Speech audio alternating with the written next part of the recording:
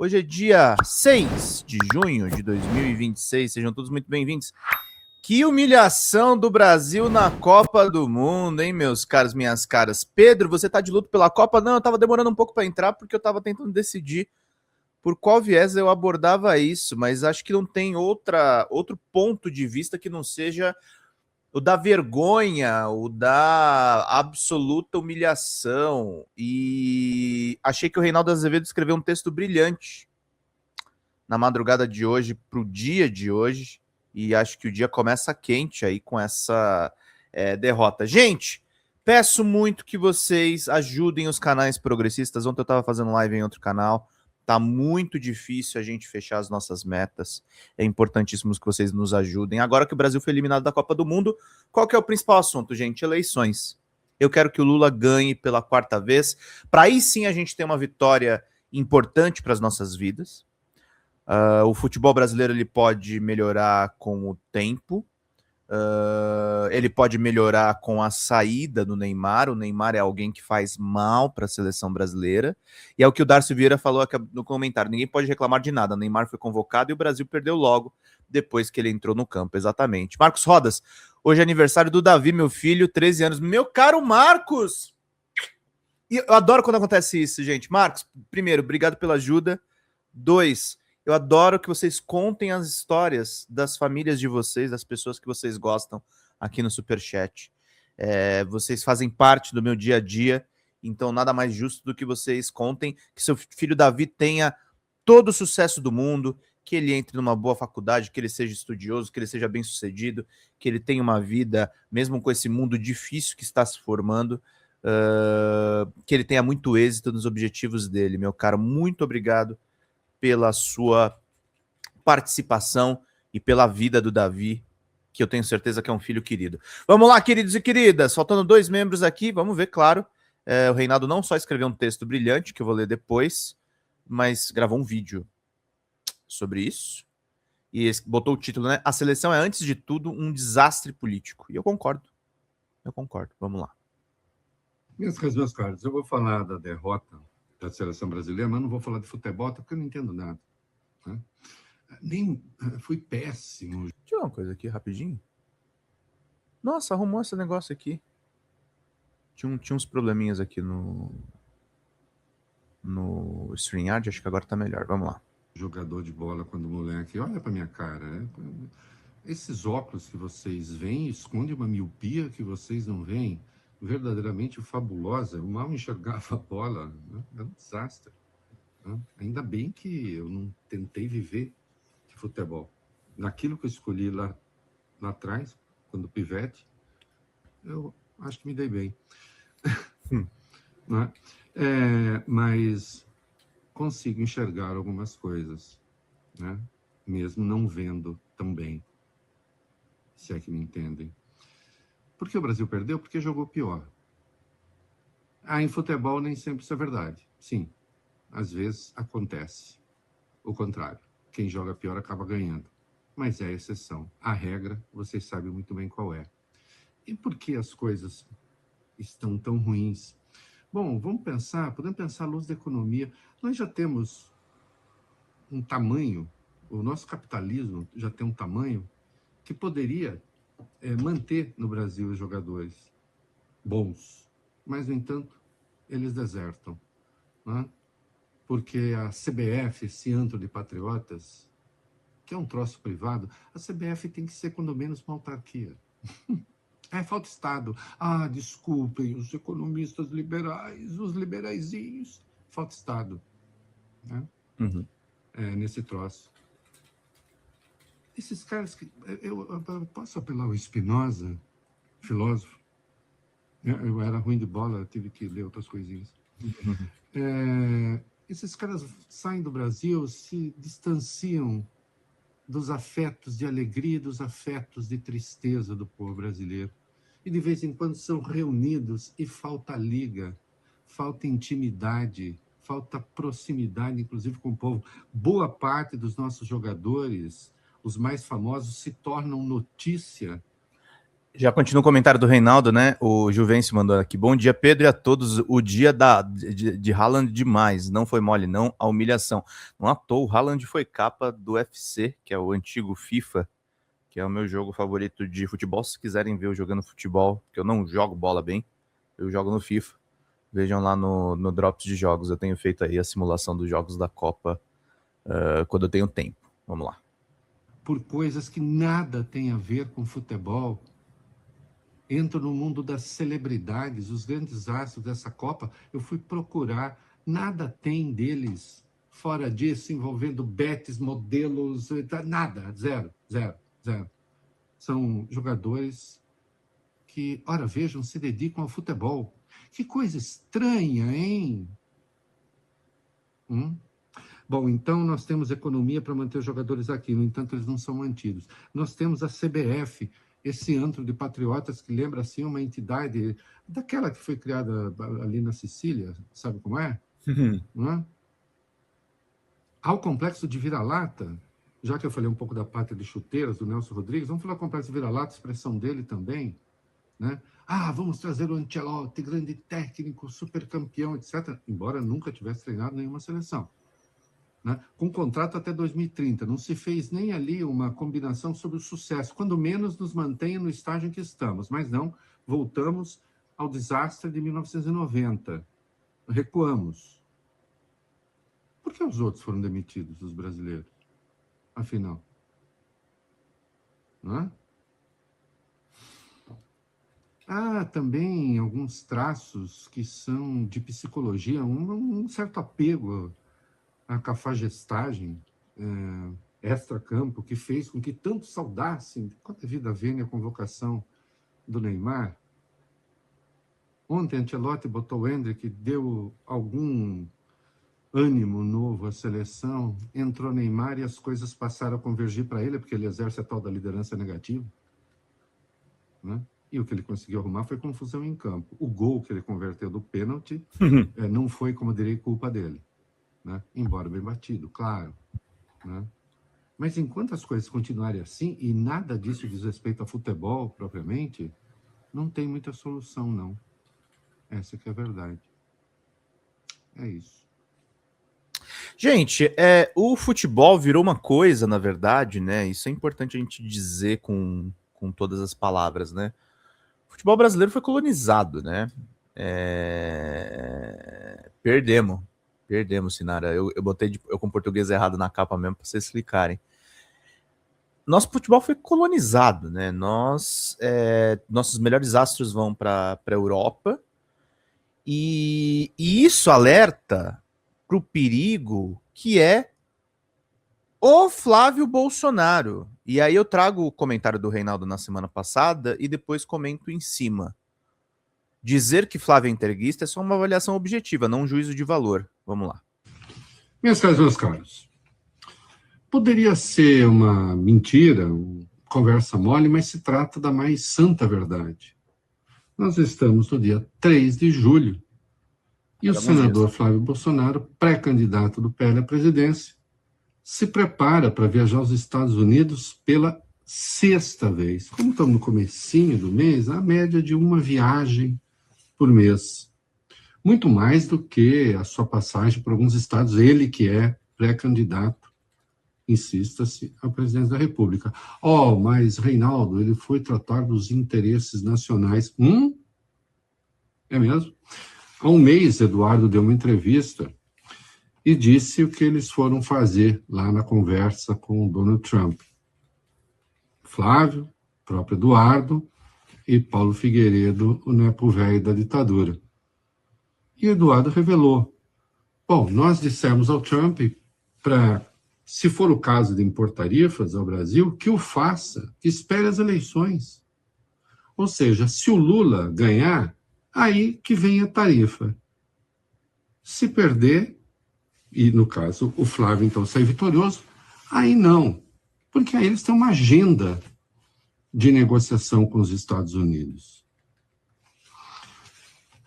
Muita gente, quando eu falei isso, né, observei isso da entrevista do Eduardo, não, o senhor está interpretando o que ele disse. Atenção, o Flávio enviou um documento ao escritório de representação comercial dos Estados Unidos, dizendo rigorosamente isso. Que se aguarde o processo eleitoral. E, não sendo ele o vitorioso, bom, fazer o quê? Então que venha a punição, então que o povo brasileiro seja punido. Olha aqui, no passado, acusar um adversário de ser entreguista, de privilegiar os interesses americanos em detrimento das questões nacionais, isso era um pouco ali uma tentativa de desqualificação. Sempre houve, em acusações dessa natureza, um certo exagero, né? Porque explicitamente nós nunca tivemos um candidato que se colocasse como um subordinado dos Estados Unidos, de maneira inequívoca. Desta vez, não há esforço interpretativo nenhum. O Flávio se coloca como um procurador dos interesses dos Estados Unidos no Brasil.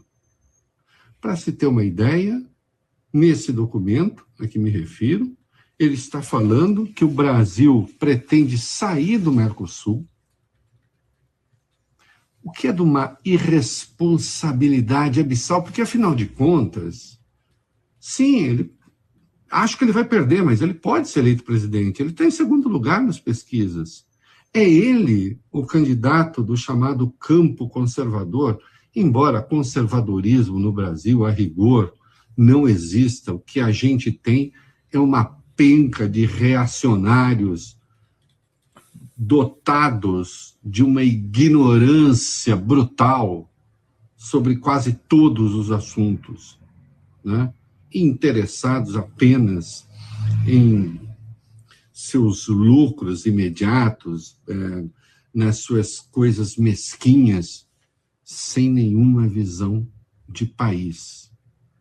Não, desta feita, chamar Flávio de entreguista não é uma jogação de caca no ventilador. Ele documenta isso, ele escreve isso, ele está disposto a negociar a soberania nacional. Ele assina embaixo. É isso aí. Minhas caras, meus caros. O Flávio Bolsonaro assina embaixo, gente. E esse é o perigo que o Brasil corre hoje. Nós estamos correndo o risco do entreguismo. A gente não está correndo só o risco de perder mais uma eleição, a gente não está correndo mais um risco de ter algum problema nas disputas políticas, a gente não está correndo um risco pontual. O tamanho do risco que nós estamos correndo enquanto nação é de perder tudo. É de perder absolutamente tudo. Tudo pode ir por água abaixo se nós entregarmos a pátria para figuras patéticas, para figuras horrorosas como Flávio Bolsonaro. Saiu a informação na semana passada, por exemplo, que um perito, uma reportagem do Estado de São Paulo, e depois teve uma do ICL, que o perito João Cláudio Nabas foi o responsável pelo vazamento das informações das investigações do Master para a imprensa. Quem era citado pelo perito investigado? A Malu Gaspar.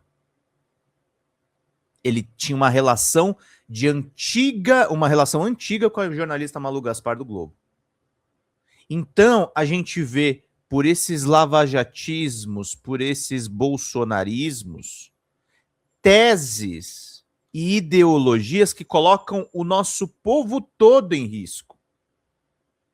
E nós não podemos acreditar cegamente que está tudo bem, como por algum tempo nós acreditamos na seleção do Neymar. Nessa selecinha. Nesse timeco. Nós temos que olhar o Brasil com lupa, nós temos que olhar o Brasil com crítica. Nós temos que fortalecer os nossos canais de comunicação. A derrota do Brasil da Copa pode ser um impulso pode ser um impulso para a gente ganhar essas eleições, para a gente resgatar o verdadeiro sentimento patriota, que são as bandeiras do governo Lula, que são as bandeiras que são o PIX, que são a nossa soberania. O debate daqui até outubro, daqui até novembro, daqui até a próxima posse, é soberania em primeiro lugar, soberania em segundo lugar, soberania em terceiro lugar. É só soberania. A derrota do Brasil na Copa tem que ser o nosso impulso. Tem que ser o nosso foguete propulsor. Nós não podemos nos deprimir com isso. Nós temos que ir às ruas contra o Flávio Bolsonaro. Nós temos que mobilizar as nossas redes. Nós temos que fazer uma comunicação efetiva e falar sobre o Bolsomaster, o Flávio Rachadão. Nós temos que falar dos crimes dessa família. Nós temos que mostrar uma coisa, eu deixei separado aqui, eu vou mostrar isso para vocês, que isso aqui é inacreditável. O discurso de Damares Alves,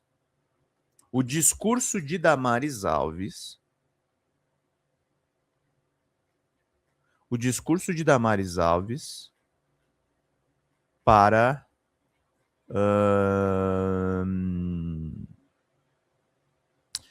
Paulo Paim. Eu fiquei assim, boquiaberto com a fala dessa senhora. Damares Alves, Paulo Paim. Quem falou isso para mim foi a professora Helenira lá no DCM. Cara, é assustador isso aqui. Vou mostrar para vocês, depois eu já encerro o nosso editorial. Olha só como eles são ardilosos. Quando a Damares tem uma crise com o bolsonarismo, ela vai esgueirando as suas relações no Congresso. Isso aqui foi a despedida do Paulo Paim do Senado. Paim, que belo discurso, mas o senhor vai ficar um pouquinho aí para me ouvir. Pois não, senadora Damares. Eu estou encantada com a homenagem que fizeram ao senhor. Uma homenagem justa. E quando a gente pega a cronologia aqui, em 1979, o senhor já estava numa comissão interna de prevenção de acidentes. Eu tinha 15 anos. Eu tinha 7. Você tinha 7. E aí a gente vai vendo aqui... Eu tinha 29, para ficar na mesma linha. A gente vendo aqui, senador, a cronologia, ano a ano, como o senhor foi fiel à pauta. Desde então. Aí a gente vê a sua filiação ao PT ali em 84, porque foi o partido que acolheu os seus ideais. E vejo o senhor muito fiel a esse partido, e isso me chama a atenção. Porque foi o partido que acreditou naquele trabalhador lá da ponta, Perfeito. O partido que investiu, o partido que ousou trazer um homem negro para o Congresso Nacional. Para constituinte. E quando a gente vê aqui a pauta, o senhor se manteve fiel às pautas. E aí, presidente Paim, que vai ser sempre meu presidente da Comissão de Direitos Humanos, tem umas fotos suas aqui, que se colocar uma lupa, eu acho que eu vou estar lá atrás. Eu acho que vai estar essa mesmo, foto... na Comissão de Direitos Humanos. Mas em alguns movimentos também, olha, dizem muito, tem gente achando que eu sou esquerda, né? Mas como não está contigo no Estatuto do Cigano? Olha essa foto incrível. Vocês entenderam o quanto a Damares é ardilosa? Primeiro que ela tem uma vida antiga no Congresso. Muito antes dela virar ministra do Bolsonaro, a ministra daquele governo tenebroso, ela já era assessora parlamentar e conhecia o Paulo Paim lá atrás. Lá atrás. Então a gente não está lidando, gente, com um bando de louquinhos. A gente não está lidando com um bando de louquinhos. A gente está lidando com gente ardilosa dessa forma. Socorro Gondim mandou, eu parei de ver a Copas em 2014, um escárnio para o Brasil. Essa criatura é o pior tipo de cobra, falsa, manipuladora e ardilosa. Sim. É o que a Helenira falou para mim. É uma águia. Ela olha longe. Inclusive, é ela que está por trás, muito provavelmente, do vídeo da Michelle Bolsonaro. As ciganas dançando. E você estava lá mesmo. Estava lá. Como sim. não está contigo no Estatuto da Pessoa Idosa? Eu era... E falar uma coisa para vocês, tá? Falar algo polêmico aqui, acho que vocês não vão gostar muito. Isso é política. A alta política é feita dessa forma. A alta política junta pessoas que se discordam frontalmente. A Damares vai ter muito mais vida longa. Parece que ela teve um câncer recentemente. O pessoal fica falando que ela tá com Monjaro. Não é Monjaro, ela tá doente, tá? Se ela sobreviver às questões de saúde, e a gente torce para que ela sobreviva, eu não desejo nada de mal para essa senhora, embora ela tenha feito muito mal enquanto representante de um governo, vai viver muito mais que o Bolsonaro, tá? Politicamente. Porque isso é a política. A política... Por que o presidente Lula vai ser presidente pela 4ª vez? Porque ele faz essa política. Que não é só conciliação, é a alta política. É saber conversar. É saber acertar. É conhecer a história do parlamento. Ela vai longe desse jeito. Uma assessora do cantinho e o senhor escrevendo o Estatuto do Idoso. Exatamente. Como não está contigo nessa foto eu acabei de mostrar para o secretário. Exatamente, Fernando Graton. Perigoso não é o que dá cara a tapa, é quem fez com que o outro tomasse a frente e ficasse em evidência. É isso. É isso. Muitas vezes o cara que é frente ali, ele é chumbo. Ele vai ser estourado primeiro. Os articuladores são os verdadeiros. Por que Renan Calheiros sobrevive tanto? Por que Davi Alcolumbre sobreviveu tanto até fazer essas cagadas todas que nós estamos vendo, além de ser um alvo do Master? Que eles fazem política. Por que Eduardo Cunha tramou contra Dilma? Porque fazem política. Chupetinha, não sei. O Nicolas às vezes acerta muito, às vezes erra muito. Eu não diria que ele é tão águia quanto a Damares. Agora, a Damares teve tempo atrás que ela estava defendendo o pauta da diversidade. Ela é uma águia. Ela é muito inteligente. E isso é apavorante. Aqui, no dia em que nós aprovamos aqui a lei da inclusão, a LBI. LBI. E naquele dia, senador, Maia Gabrilli, quando o senhor sua querida mostrou amiga, foi a relatora. todo o desprendimento para não ser pai e mãe de luta. A gente sabe aonde tudo começou. Mas o senhor sempre disse, não, eu não preciso aparecer, eu não quero protagonismo. Como não estar contigo no Estatuto da Igualdade Racial? Então, tem umas fotos aqui, senador, que se alguém olhar com lupa, eu estou lá atrás, bem jovem, lhe acompanhando. Lhe vi a primeira vez na Constituinte. O senhor era deputado constituinte, aquele homem bravo do Rio Grande do Sul, barbudo, e eu era uma ativista de corredor. Então, eu era uma jovem ativista de corredor na Constituinte e ele o deputado. Barba preta, cabelo preto, agora é tudo Isso, branco. era bonito. O senhor era bonito, senador. O senhor era bonito. E aí, senador Paim, eu vou encontrar com o senhor novamente em 98, quando eu venho como assessora para o Congresso Nacional e lhe acompanho nos corredores. Em 2015, vim ser assessora no Senado, mas já lhe acompanhando desde a da Câmara. E quando a gente vê a sua trajetória fiel ao que prometeu fazer, a sua pauta, muitos dos direitos do trabalhador, hoje, que estão garantidos, foi a sua luta. Inclusive, Girão, tem uma cena dele que você não vai lembrar. Você era muito jovem. Em 91, ele fez greve de fome pelo valor do salário mínimo. Ele não achava justo, foram 72 horas de greve de fome. Ele não achava, sem quebrar nada, sem fazer barulho, era uma greve pessoal, mas que chamou a atenção do Brasil. Ele não achava justo aquele valor de salário mínimo. Então, assim, ele tem uma história. E quando lhe fizeram essa homenagem hoje, senador, eu quis muito estar aqui. Eu ouvi muito pelo rádio, eu estava acompanhando, eu estava longe aqui do plenário. Eu queria muito ter corrido para estar aqui, para me unir à homenagem, mas que bom que eu tive essa oportunidade agora. O senhor escreveu o seu nome na história. Não há mais como falar de direitos no Brasil sem citar seu nome. Não existe essa possibilidade. Então, senador Paim, inclusive uma homenagem muito simples, porque o senhor merecia muito mais. A sua trajetória é uma trajetória de vitória. E acredite, o senhor fez muitos discípulos. Eu sou uma delas, que acreditou. O senhor levantou bandeiras que as pessoas achavam absurdas. Nunca ele vai conseguir. E o senhor aprovou matéria por causa da sua capacidade de diálogo e de articulação. O Congresso Nacional vai perder. O Brasil vai perder. Mas nós já ganhamos muito com a sua história e com sua dedicação. Nós lhe amamos demais, e me permita falar isso. Vai ser mais um vídeo que eu vou apanhar da direita, mas como não declarar carinho, admiração e respeito por um homem que soube dialogar. E pautas nobres, Girão, pessoa com deficiência, crianças, trabalhador, mulher, idoso. Você não pode falar hoje de direito de idoso sem falar o nome de Paim. Então, senador Paim, a homenagem que lhe prestaram aqui hoje, o senhor chamou uma sessão para o senhor homenagear o trabalhador e ele foi surpreendido. Todas as instituições que vieram queriam homenagear Paim. Uma parte rápida. Sim, senador. Gente, é esse o perigo, tá? Desculpa aí torturar você, Marcos. Chega de tortura, Pedro. A gente vai encarar esses entreguistas, tá? O Flávio Bolsonaro, por algum tempo, também teve um certo poder, porque ele é o dos filhos do Bolsonaro, o que tinha a maior dissuasão junto com os irmãos. Então a gente vai encarar gente que não é tão simples assim. Ah, eles são muito ruins. Não é totalmente verdade.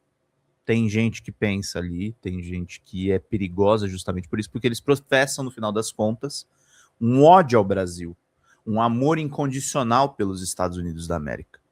E não foi à toa que o nosso futebol foi humilhado nos Estados Unidos da América. Enquanto a gente tiver uma mentalidade entreguista, vai ser 7-1 eternamente contra o Brasil. Enquanto essa geração Neymar continuar aí, vai ser 7-0 eternamente contra o Brasil. Não é nada a ver com preconceito com os mais jovens, tá? Tem futebol bom sendo feito, tem Endrick, tem os momentos também bons do Vini Júnior, mas assim, no geral a gente tá muito mal nesse esporte.